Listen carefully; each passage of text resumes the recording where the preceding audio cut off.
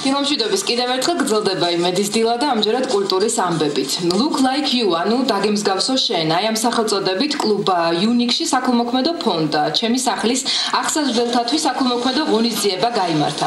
პატარებმა პოდიუმზე ქართულ მომღერლებთან, ჟურნალისტებთან, მსახიობებთან და სხვადასხვა სფეროში ცნობილ ადამიანებთან ერთად გაიარეს.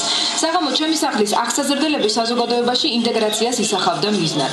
სასურველი ცნობილი ადამიანები ბავშვებმა თავად შეარჩიეს. პროექტის ავტორი საბავშვო ანსამბლ გვირილას ხელმძღვანელი ქალბატონი ერნაწიფურია და მისი ქალიშვილი ნინო ჩიხლაძეა. ჩემი სახლის პატარებთან ერთად ღონისძიებაში ანსამბლ გვირილას ბავშვებიც მონაწილეობდნენ.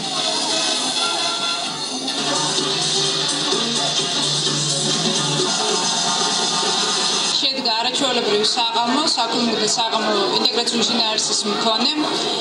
მიზანი ყოფილა ის არის, რომ ჩვენს გვერდით იყო უამრავი ცნობილი ჟურნალისტი, მსახიობი, მომღერალი, მოცეკვავი. დიდი მადლობა მათ, რომ ისინი ჩვენს გვერდით იყვნენ.